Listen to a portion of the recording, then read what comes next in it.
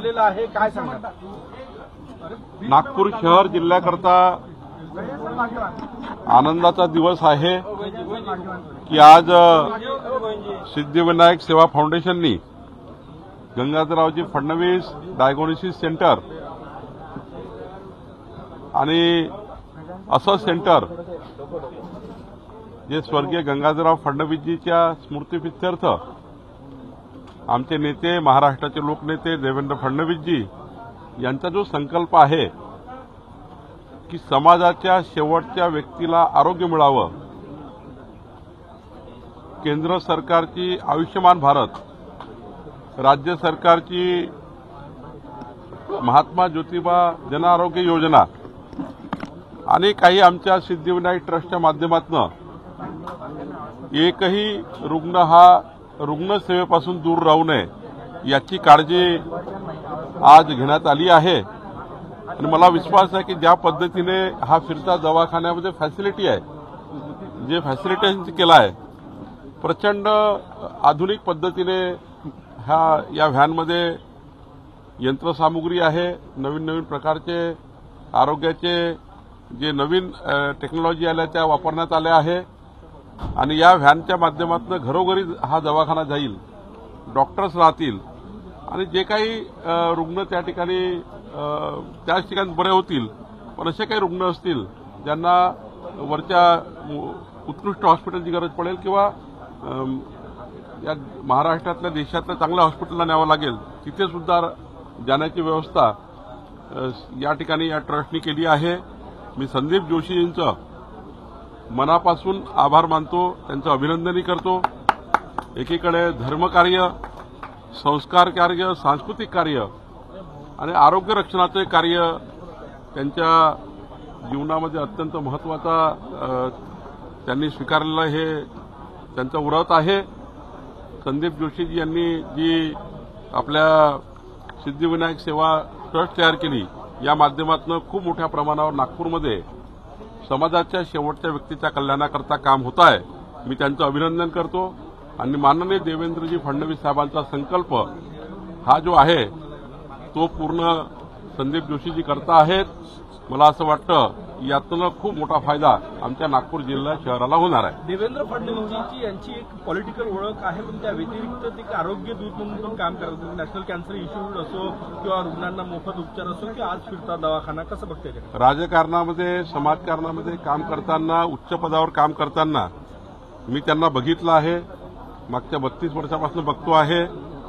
राज्याचे त्यांनी अनेक पदं विरोधी पक्षामध्ये आणि सत्ताधारी पक्षामध्ये असताना आणि महानगरपालिकेपासून त्यांच्या सार्वजनिक सामाजिक जीवनात, राजकीय जीवनामध्ये संवेदनशील मनाचा व्यक्ती असल्यामुळं ज्याला संवेदना असतं ते नेतृत्व, ते कर्तृत्व अशा प्रकारचे सेवा कार्य करत असतं।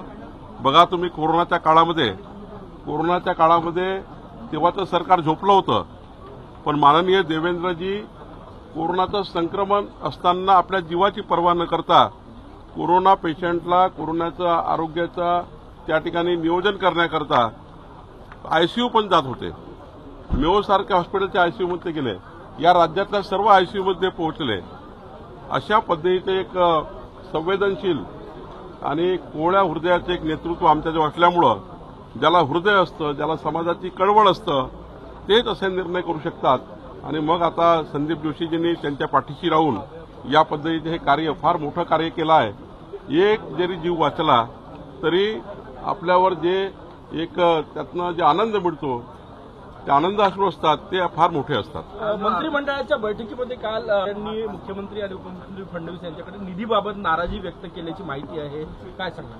आपापल्या विभागाचे मंत्री हे आपापल्या विभागाचा विकास करण्याकरता, आपापल्या भागाचे विकास कामं करण्याकरता साधारण वित्त मंत्र्याला निधी मागतात, पण साधारण ज्या पद्धतीचं बजेट या महाराष्ट्रामध्ये आलं आहे आणि ज्या पद्धतीच्या व्यक्तिगत लाभाची आमची लाडली बहीण योजना असेल किंवा शेतकऱ्याला वीज मोफत असेल, इतका ऐतिहासिक निर्णय मी ऊर्जा मंत्री असताना 5 वर्ष या गोष्टीचा विचार करायचो, पण देवेंद्रजींनी हा निर्णय घेतला।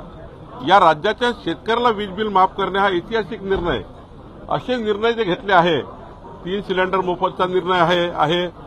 मी आता एवढा निर्णय सांगणार नाही, पण हे जे निर्णय घेतले याला जो पैसा लागतो यामुळे थोडे विकास कामं हे त्या ठिकाणी कमी पद्धतीने होत असतात.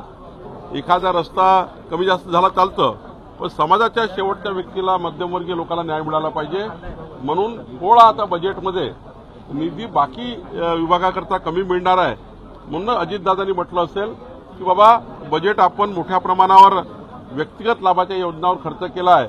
लाडली बहीण योजनेवर आता रक्षाबंधन आहे, दीपावली आहे, रक्षाबंधनापूर्वी 2 इन्स्टॉलमेंट आल्या पाहिजे. लाडली बहीण योजनेच्या दिवाळीपूर्वी काही इन्स्टॉलमेंट आल्या पाहिजे. शेवटी योजना जाहीर केली तर त्या योजनेचा फायदा, आणि त्यामुळे मला वाटतं बजेटमध्ये बाकी योजनांना कमी पैसे मिळाले असतील. निरीक्षक जे विभाग आहे त्यांचा निधी कपात केला जात आहे आणि या मोफत लाभाच्या योजना करून मतं विकत घेऊन जिंकण्याचा महायुतीचा डाव. काँग्रेस सारखी नौटंकी पार्टी मी माझ्या आयुष्यात बघितली नाही. जसं नाचा असतं ना स्टेजवर, तसे नाचतात. ही नाच्यासारखी पार्टी आहे. चांगलं केलं ते का केलं, व्यक्तिगत लाभाच्या योजना दिल्या त्या का दिल्या. त्यांनी खोटं बोलले निवडणुकीमध्ये, लोकसभा निवडणुकीत आमच्या बहिणीशी खोटं बोलले. खटाखट 8,500 मिळतील सांगितलं. आता खोटारडेपणा त्या खोटारडेपणा लोकांना माहीत झाला आणि त्यांना असं वाटतं आहे की आता महाराष्ट्राचे आमचे एकनाथ शिंदे, देवेंद्रजी, अजितदादा यांनी लाडली बहीण योजना सुरू केल्यामुळं त्यांना असं वाटतं की आमचा खोटारडेपणा आणि हे सरकार फटाफट या आमच्या बहिणीच्या अकाउंटमध्ये 1,500 रुपये महिना, 18,000 रुपये वर्षाचे जमा करणार आहे. आणि यातनं काय मोठा फायदा होईल. 10 रुपयाचं जरी इन्शुरन्स टाकलं रोजचं, 300 रुपये जर वर्षाचं इन्शुरन्स गेलं तर मी तुम्हाला दाव्याने सांगतो पूर्ण 10 लक्ष रुपयापर्यंत विमा या महिलांना भेटू शकतो. त्यामुळं आता काँग्रेसच्या जीवावर आली आणि त्यामुळं एकीकडे संपूर्ण डिपार्टमेंटचं काम मागच्या 5 वर्षामध्ये सरकारने केलं आहे. पुढच्या काळातही सरकार सर्व डिपार्टमेंट, सर्व कामाचं नियोजन करून त्या ठिकाणी या सर्व बहिणींना लाभ देणार आहे. आणि सामाजिक न्यायामधल्या आमच्या बहिणी सामाजिक न्यायाबद्दल लाभ घेतील. आदिवासी समाजाच्या बहिणी आमच्या आदिवासी विभागाच्या पैशातनं लाभ घेतील. पैसा कधीच त्या ठिकाणी आम्ही कट करत नाही.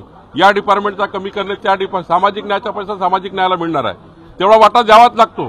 कुठलंही सरकार असेल, सामाजिक न्याय विभागाचा पैसा द्यावा लागतो, आदिवासी विभागाचा पैसा द्यावा लागतो. त्यामुळे काँग्रेस पार्टी आता रडकुंडी झाली आहे. त्यांना आता देवेंद्रजी, एकनाथजी आणि अजितदादा हे यांची भीती वाटायला लागली आणि म्हणून ते असे नौटंकी करतायत. बजेट विरोधात काँग्रेसकडनं कालच्या अर्थसंकल्पाच्या विरोधात आंदोलन आहे. सामनामधूनही टीका करण्यात आली आहे कालच्या बजेटवर. सगळ्या नेत्यांनी आज आंदोलनही आहे वेगवेगळ्या ठिकाणी. मी सांगितलं ना, यांच्या काळामध्ये जी कामं कधीच या महाराष्ट्रात झाली नाही.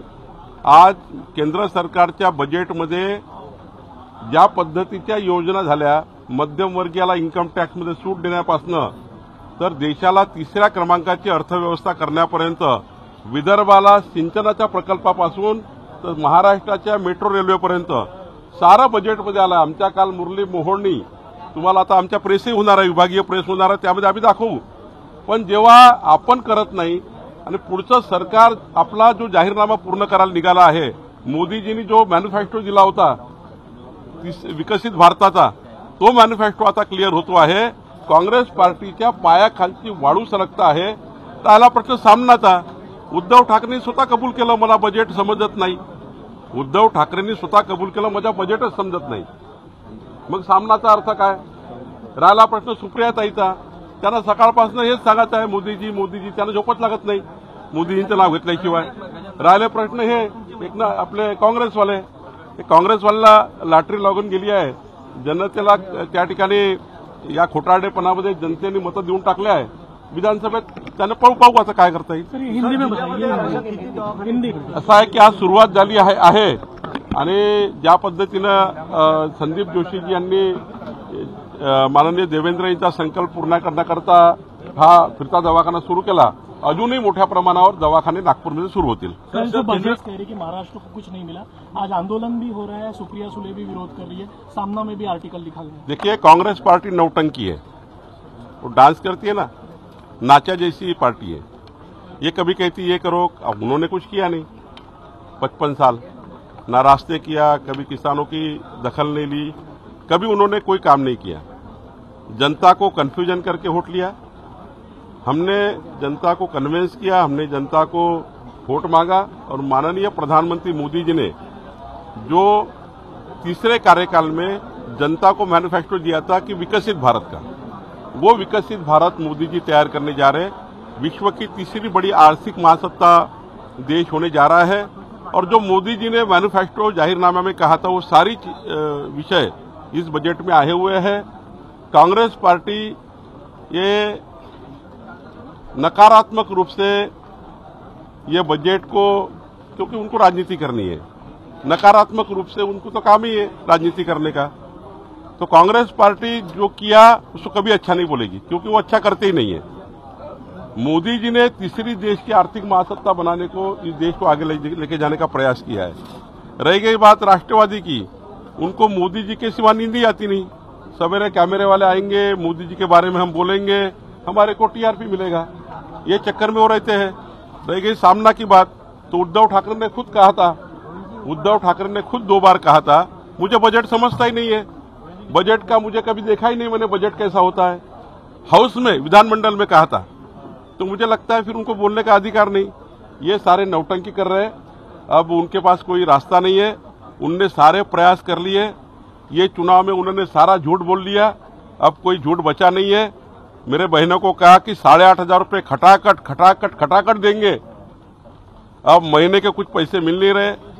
यहाँ 31 मेंबर ऑफ पार्लियामेंट चुन क्या है, सांसद चुन क्या है महाविकास आघाड़ी के, अब सांसद लोग ये बताए कि 8,500 रुपये कब देने वाले हैं। ये सारे झूठे लोग हैं, झूठे लोगों का दरबार है और झूठे दरबारों में कुछ अच्छा हो नहीं सकता। जो करेंगे इस देश के लिए मोदी जी कर रहे हैं।